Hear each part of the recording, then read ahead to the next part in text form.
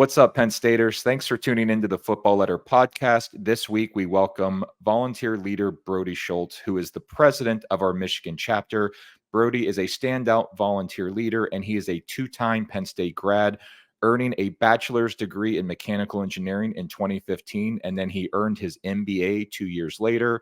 Also worth noting, Brodie said that because of the tools and connections that he gained at Penn State, he was able to secure a job right out of college with the Ford Motor Company, where he has been for just about the past decade. Brodie Schultz, we don't get to see you every year now with the expansion of the Big Ten, but it's good to see you today. How are you doing today, sir? Oh, I'm doing great. Glad to be here again. It's always fun coming on the show with you all. Yeah, absolutely. We could count on going to Michigan every year, whether it was the Spartans or the Wolverines, but we're not making the trip out there this year. But we still have things to talk about. You've lived in Michigan for almost a decade now, like we said, Brodie, but you grew up in Pennsylvania. You grew up in Pittsburgh. You know, how did Penn State come into the radar for you, come onto the scene for you when you were looking at universities? Yeah, so really, I was originally a Pitt fan whenever I was younger, and then met one of my best friends in elementary school, and his whole family, they were diehard Penn State fans. And they kind of turned me on to the Penn State culture and bleeding blue and white. So that's kind of whenever I started to become a fan and getting more involved with watching sports and following the university. But it really wasn't until my senior year in high school. Originally, I was going to go to Gannon University.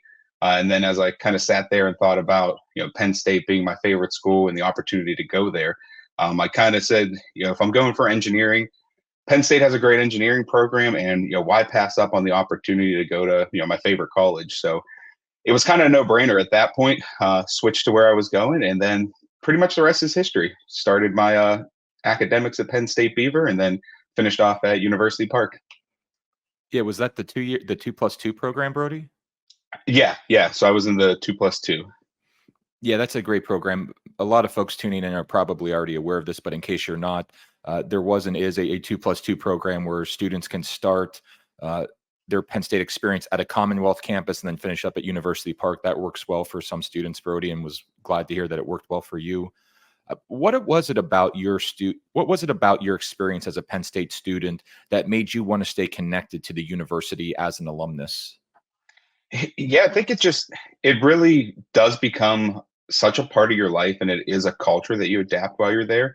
And as you graduate, you're very excited to get started in the real world, but then you're just kind of always, have gratitude and fortunate that you went to such a great university. And for the fact that I was already kind of a lifelong fan, even though I, switched over when I was younger, it just kept on becoming more and more a part of my life. My wife, she's from State College, and so her family's from State College, and we constantly ended up going back to visit them, staying connected with the university. And then while I was at Penn State, I was part of the Blue and White Society and part of their exec board. And they were really one of the main organizations that helped me with volunteer experience, leadership experience, and connecting closer with Penn State.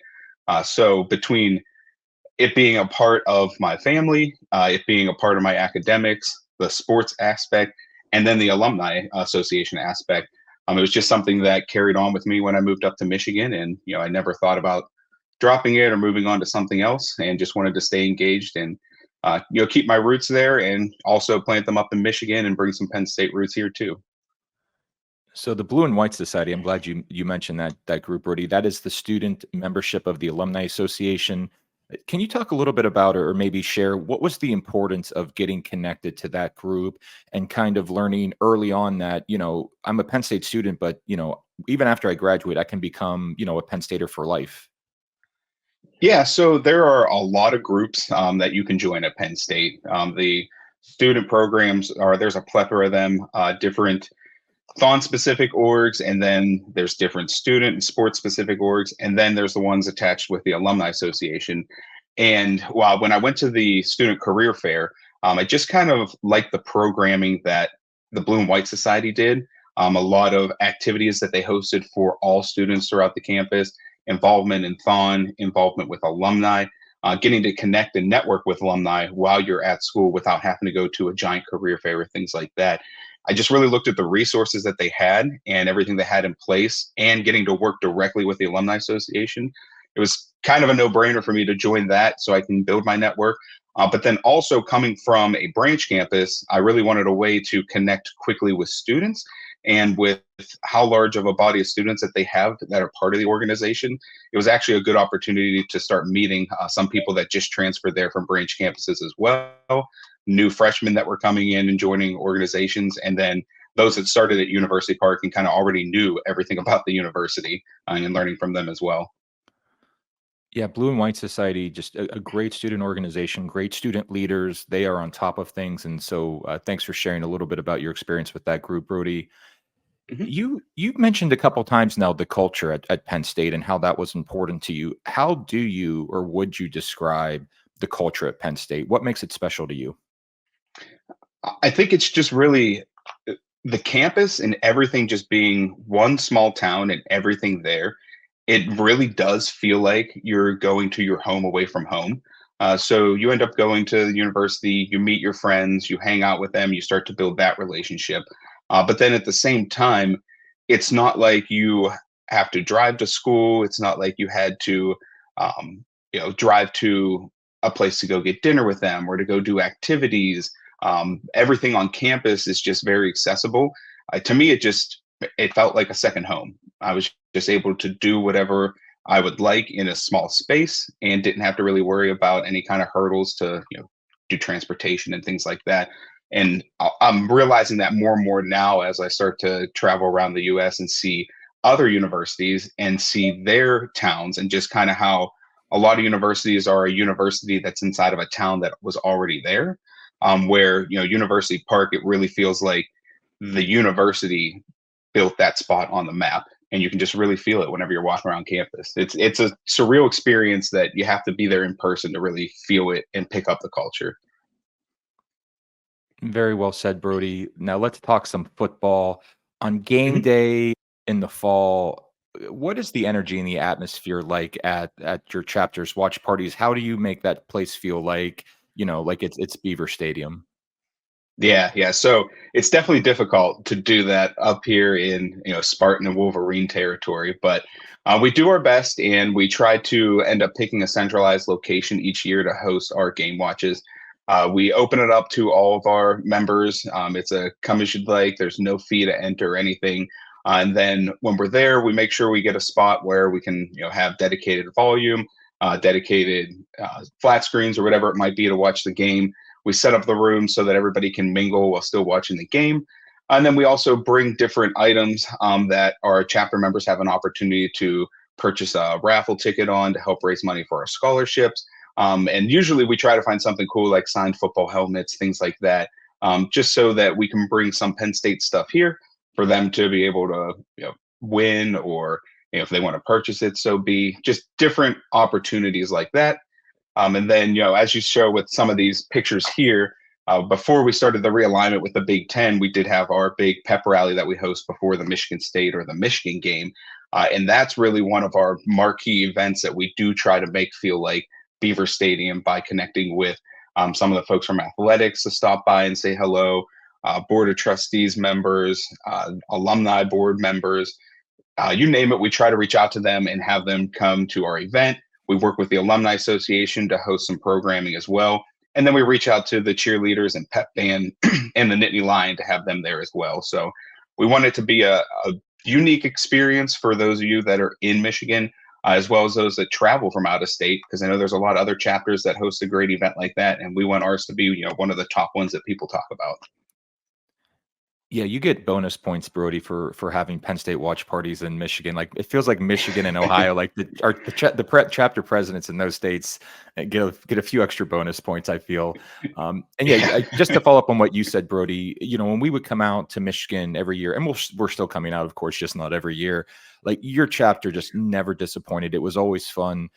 To borrow a phrase from our CEO Paul Clifford, you would roll out the blue carpet for us. And so certainly we look forward to continuing those trips. But going back to the watch parties, as the chapter president, I got to imagine that, a lot is on your mind. You're probably being pulled in different directions. What do you see your role being on game day in terms of welcoming Penn Staters, kind of letting them know what the chapter is about, and just doing what you can to make sure everyone feels welcome? Yeah, yeah, and with every Saturday being a game, it's always tough to make sure that you're there. But as a president, for the ones that I do end up attending, I make sure whenever I go in to walk around, talk to folks that are familiar faces, just see how they're doing, welcome them back, and just say how we appreciate their support for our chapter. And then definitely spend some extra time for some of the new faces that do show up. And we have brochures that we bring to the events, put on the tables. We have a little business card that we have our QR codes for our newsletter, and then a QR code for our link tree where it has all the information about our events. And I'll take extra time to sit down with them, walk them through that, explain it to them, let them know what different programming we're due, and kind of open it up if they are interested in getting involved with us, that we do have committees that they can join, where they can get as involved as they want. Really, it's you can lead a committee, you can lead a specific event, hosting it and planning it, or you can just be someone who volunteers across the board in little aspects to help us out. Running a successful chapter, it does take a solid team, and with the turnover of people coming into Michigan, leaving Michigan, etc., it's always a challenge for us to make sure we keep that team organized and together. And that's where I really do have to step in as well and just make sure that we continue to promote the chapter, reach out to people who are moving here, and get them further involved. Watch parties are one of the easiest events for us to end up marketing and welcoming people, since they're very informal and inexpensive. And then, yeah, once they get there, we just spend time with them to get to know them more on a personal level. You are tuned into the Football Letter podcast. We are talking with standout volunteer leader Brodie Schultz, who lives in Michigan with his wife, Kristen. And professionally, Brodie works at the Ford Motor Company and has worked there since he graduated in 2015. He's worked as a successful manufacturing program manager. And I said since he graduated in 2015, that was the first of his 2 degrees. He earned his MBA 2 years later in 2017. Just talking about a lot of great things that the chapter is doing, talking about football and watch parties. But the chapter is also active year-round, Brodie. I know that the chapter has been a long-time supporter of THON. You have an annual golf tournament that you're proud of, and deservedly so. Wondering if you can maybe share a little bit about that event and how THON became, one of the chapter's priorities. Yeah, so when we were working on kind of redeveloping the chapter and getting different committees established to start hosting programming, one of the big initiatives that I wanted to bring was THON to Michigan, and mainly because it is a recognizable philanthropic effort that happens at University Park. So why not bring that fundraising to Michigan and have something else besides the Alumni Association and sports for everyone to connect with? So back in, I want to say 2017 was our first year that we decided we're going to host a charity golf outing, since they're usually successful events for folks to attend and fundraise for their different efforts. So we kind of just went out on a whim and decided, all right, let's go ahead and do this. We'll bring the THON aspect to Michigan and kind of connect with the businesses throughout the Detroit metro area. Invite our chapter members to help volunteer, plan it, etc.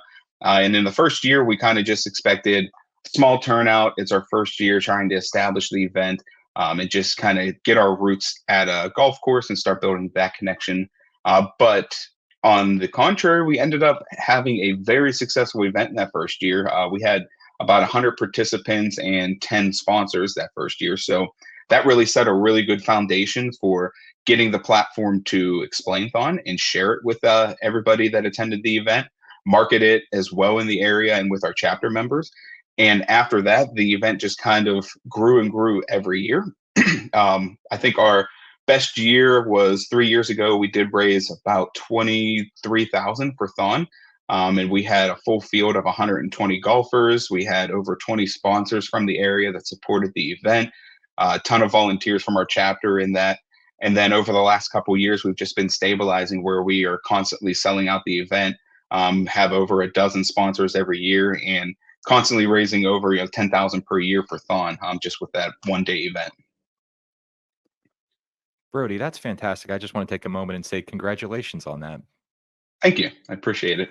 Yeah, as you said, it's a team effort. There's a lot of work that goes into it, and so I know those things just don't roll out of bed and those things happen. There's a lot of work that goes on behind the scenes, and so appreciate what you're doing there with THON, and we know that Four Diamonds appreciates it. Sticking with football and and athletics in general, the chapter has Mhm. also been an early adopter of NIL, name, image, likeness. I believe that Happy Valley United came out and spoke at one of your events. Wondering if you can share a little bit about how your chapter is supporting NIL, and really what I'm saying is, how are you supporting our student athletes here at Penn State? Yeah, so that was actually an initiative that we saw it on the horizon, and we didn't really know how to approach it in the first couple years because it was a new area that everyone was exploring. We weren't sure if chapters can get involved, et cetera. So we kind of sat on the back burner and just watched how things developed over the first 2 years of NIL, but always had it in our mind that we wanted to be the first chapter that really got involved with it and pioneer the way, especially because we've always kind of been the chapters that end up picking up different initiatives from other chapters since we were started a little later than other ones. So we really wanted to be the pioneers and um, connect with Happy Valley United and the athletics department as soon as possible once we see the green light to go ahead and start doing it. So last year, second half of 23 and the first half of 24, we really met as a chapter with Happy Valley United and the athletics department for the football team, just to kind of talk about what the outlook is for Happy Valley United, what the outlook is for NIL, what kind of benefits it brings the chapter, as well as what kind of benefits we can bring to them, and start to collaborate on different ways that chapters could volunteer to help with the athletics beyond just making a donation and joining the group. So in April, we had kind of our final meeting with Happy Valley United and athletics before we decided to go ahead with the initiative, and we did join one of their levels to get involved. Right now, we're just joined as an entity, but we're continuing to discuss with them, how we can help improve special interest groups and alumni chapters volunteer for the program. What kind of level that could be available for chapters so that it could be more beneficial for chapter members as well as NIL and Happy Valley United. And it's really just a blank slate this year that we're just kind of hopping on the road and seeing where it takes us. So we have some expectations ourselves. We want to continue to reach out and attend events and support their initiatives when we're in the area. Being from Michigan, it's not like we can just hop in a vehicle, drive over, and go to an event on a Thursday night. But we do try to help out from afar, just in the sense of making sure we support them. If they ever come to, next time they play Michigan or Michigan State, working with them to see how we can help players whenever they travel up here in terms of accommodations or the area where they could stay, things like that, connecting with their families and helping them as well. Just there's nothing really solidified right now with what the direction would end up being. It's just really we're building that foundation with all the groups so that when we hit year two, we can really take off running with the initiatives and start to help Happy Valley United, NIL, and the athletes more and more. Yeah, that makes sense, Brody. And I think you're being smart about it and being intentional about it, and not just doing it just to do it. And so that makes sense. I'm excited to hear about the progress and the improvements that you have over the next year, and look forward to keeping you updated on that. Just wanted to ask you a little bit more about the chapter itself. I know that you support local students who support. I know that you support local students who attend Penn State through scholarships. You work with the Detroit Tigers at Comerica Park, and you have a day there at the ballpark with them. Just wondering if somebody out there is listening and they want to get involved with the Michigan chapter, just learn a little bit more. Maybe one or two additional highlights of the chapter that that you're proud of, or maybe things that you've got coming up on the horizon that you're excited about.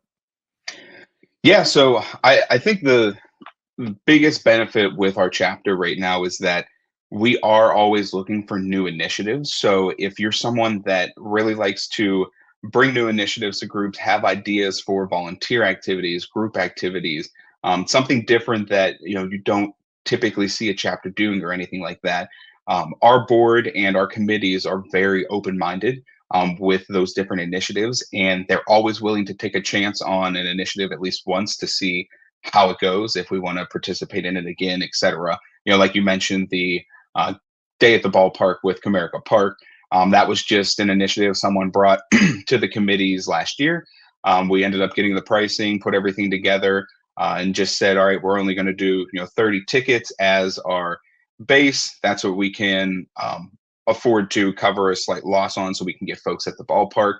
And then within the first week of listing that, we sold out all 30 tickets and ended up agreeing to expand the participation more, just because it was an event that people really liked. And if we didn't have members joining our committee that could come up with those kind of ideas and bring new initiatives for us to propose, we'd miss out on cool things like that. We're doing that event again this year. Actually next Saturday, we're heading back out to Comerica Park, and we already sold out all of our tickets for that as well. So now it's a yearly event that we're continuing to do. So I mean, really, just in general, we're a very open-minded chapter and willing to try different strategies to continue to connect with our alumni. I think in addition to that, and you said a couple things to highlight, there's also really the networking part of our chapter here. There's a lot of really cool people that are part of our chapter. And if you're someone who's really interested in engaging with people in different industries, different positions in their career, or just talking Penn State with a random alumni that graduated 5 years ago, 10, 15, 20, whatever it might be, our chapter has that accessibility with our membership and our participation at all our events. We don't just see one set of or a demographic of folks attending the events. It's a very diverse group that ends up attending, which is very nice for our chapter members.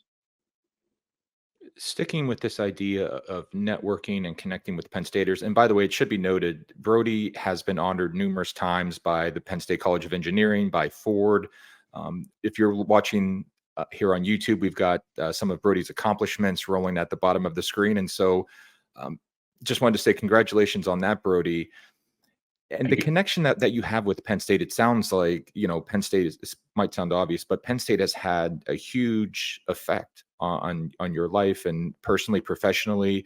What is the value of staying connected to Penn State, specifically through an alumni chapter? What's been the benefit for you? And maybe what's your advice for somebody out there listening or watching who, they want to get involved, but maybe they just haven't taken that first step yet? Yeah, I mean, that's the simple answer to that question is just when people say that the network of Penn State alumni is the largest in the nation, it truly is. And joining your chapters, you'll end up meeting folks that will help you develop personally, professionally. If you have, just want to make a friend, something like that.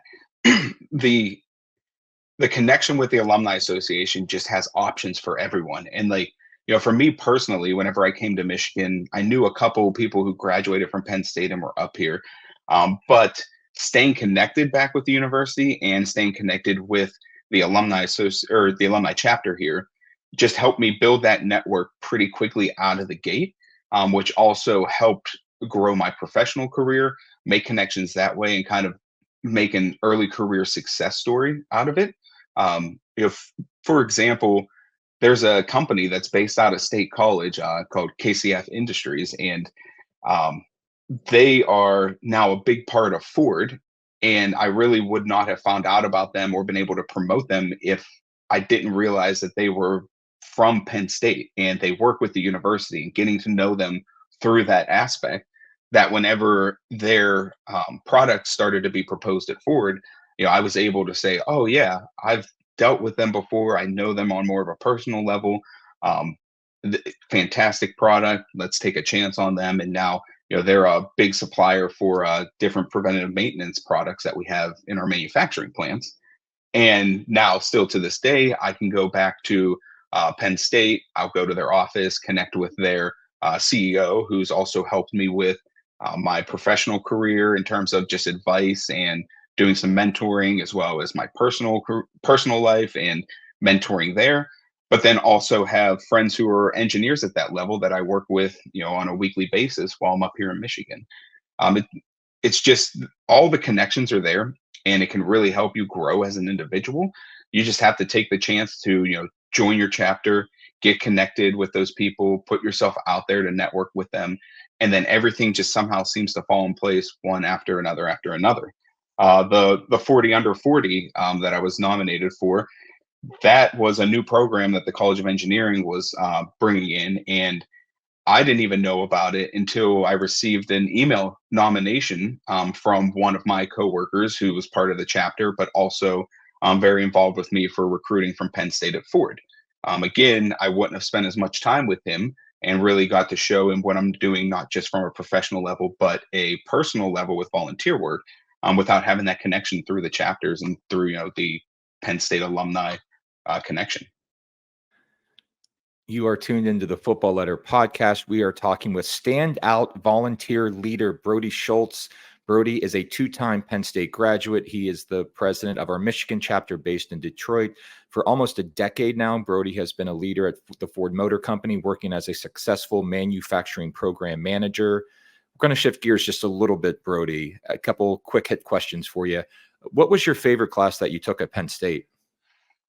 It I was thinking about this question and kind of just thinking about, as an engineer, not a lot of your core classes are fun, but so it's not going to be an engineering class.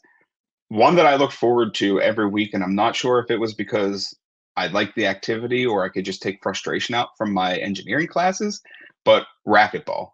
I actually did two classes, back-to-back semesters on racquetball.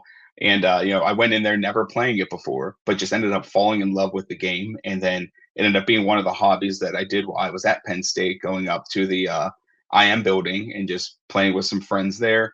And then once I graduated, came to Michigan, had some friends here who played it as well, and it just kind of turned into a hobby. But it was just fun having that competitive aspect in the class while also learning a new sport, and then kind of a way to take out any kind of frustration from the academic work that you had to do. That's a great answer. When you're back on campus, do you have a favorite spot that maybe is a little underrated for most people? Beyond the Creamery, beyond the Nittany Lion Shrine, is there a place that is special to you that might not be at the top of the list for other Penn Staters? Yeah, so being that my wife's family's from there, we do like to explore places outside of just State College. Everything is great in downtown State College, but there's probably three spots that I do like to stop by whenever I'm out there for, good food, good fellowship, etc. One is the Happy Valley Brewing Company, just a great spot to go to. I know a lot of people know about it, but I think some folks don't realize just how it's a great place to relax, listen to some live music, and just kind of hang out with your friends. It does get busy, so I see why some people stay away from it, but great spot to go to. But then there's a little spot in Bellefonte called Jim's Italian Cuisine, and that is a must-go-to spot whenever we're back in State College. They have fantastic homemade Italian food, great setting, old school style setting. Always go in there. And then the Port Matilda Hotel, that is also one of the stops to go by, just seeing some of the locals there. They have fantastic food as well. And it's just, a little spot right off of the highway there that I think a lot of people end up missing because they're traveling, straight into downtown State College. I'm smiling and I'm laughing, Brodie, because I'm a local too. So when you talk about gyms, I know exactly where you mean when you talk about the Port Matilda Hotel. And so, yes, well, next time you're in State College, the big chef salad with the house dressing, that's on me for when we go there next time. It's a great place. It has an open kitchen. Yeah, that's a whole Yeah. other separate conversation. So I was not Oh, yeah. expecting a Jim's Italian Cuisine reference today. Hey, favorite Penn State football game that you've attended? Yeah, so that was another one that I was really thinking about. And I have two, and one's as a student, because that's a whole different experience, and then one's as an alumni. So the first one as a student, 2013 against Michigan, the Allen Robinson catch, the overtime win, and being in the student section.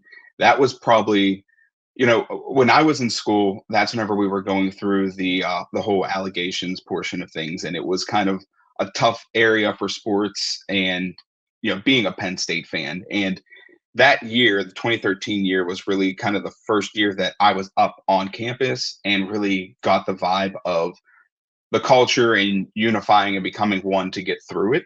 And that game to me was really kind of that one where we all became one because we knew it was the marquee matchup for us that year at home. And we get into the student section. I was lucky enough to kind of be just off to the left side of the field goal in the end zone. about halfway up in the student section and had a fantastic view for Robinson's catch. I mean, the place just went electric whenever that happened. It went electric whenever we tied the game up.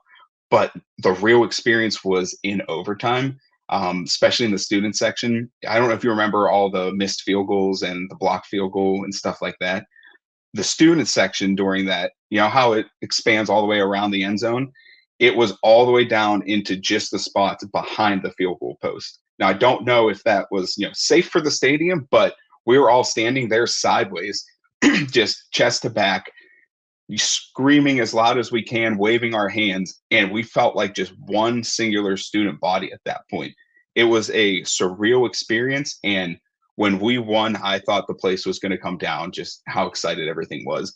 And to me, I think that game was kind of the turning the page to the next chapter, not just for our sports program, but also just for the university as a whole, the alumni, the students, etc. Just kind of all realize that there is a tomorrow and there is a next chapter, and we're going to be a part of it, and we're going to move forward as a university. I still feel the impact from that today, and just where our athletics program's gone to.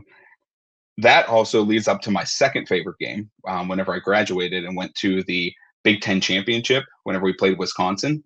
One of those, we get to go to the Big Ten championship. First time I text a buddy and said, "Hey, I'm not doing anything that weekend. Do we get tickets?" "Yep, sure." On a whim, we head down there. Had great seats for the game, but it was just such a frustrating game for the first half. And I just remember everybody who was a Penn Stater around us just down to the dumps at halftime. We just thought it was going to be such a better showing. And without going into too much detail, because I'm sure we all remember that game, that second half was probably the craziest second half of a football game I have ever watched. Some might argue the blocked field goal against Ohio State, etc. But for how far down we were in that game and how we came back and just sealed the deal and won that game, it was a surreal moment. Brodie, that team came from behind so many times in that season with second half deficits. I mean, they were down by 2 touchdowns, and everyone was thinking this is right where we want them. Like, we've seen this. Yep. We've seen this before all season. And just real quick, you mentioned the student section, the Blue and White Society. So of course, line ambassadors comprise the S Zone each home game. The Blue and White Society distributes the Blue and White Shakers, and so you were a part of that in the S Zone. This has been such a great conversation, Brodie. Just want to make sure that we give you the last word here. When we think about, the Penn State culture that you talked about and what Penn State has meant to you, how has Penn State impacted your life? How has Penn State molded you into the person and the professional that you are today? I think the question actually should be rephrased to how does it continue to impact my life? Because it hasn't fully impacted it yet. I mean, it seems like every year I just see a greater and greater impact coming from Penn State and the connections. And there is always that aspect where I have to make sure to make an initiative to stay connected, to stay involved, and to really look for what I'm trying to get out of the connection. But it also has never failed me, has never left me wondering, what do I need to do next? Why isn't this working, etc. The resources are abundant with the university when you're there, afterwards, as long as you're one that wants to go out and utilize those resources. Um, it's really hard to put everything in just a one sentence answer, because every aspect of everything that I've done, there's always been a connection to Penn State somehow, whether it be somebody that I meet along the way that was an alumni, or it could just be, connecting, recruiting at Ford with the students at the university, getting involved with engineering projects there, donating to Alumni Association and to the sports area to, just get our, like the brick in Alumni Plaza, get our name on a brick there and just kind of put our roots at the university. And then the people that you just meet along the way, if you continue to engage them and network them, they're going to end up giving you advice and kind of showing you what they did to get where they're at in their successful careers. And you can just absorb all of that and kind of mold yourself into be the leader and the person that you want to be. You just have to put your feet down and just start pushing forward and be the one that searches for it. Brodie Schultz, this has been a real pleasure. We wish you and the Michigan chapter all the best, and hopefully we'll see you soon, Thank you. Brodie. Thanks for stopping by. Absolutely. Thank you for having me. Have a great one.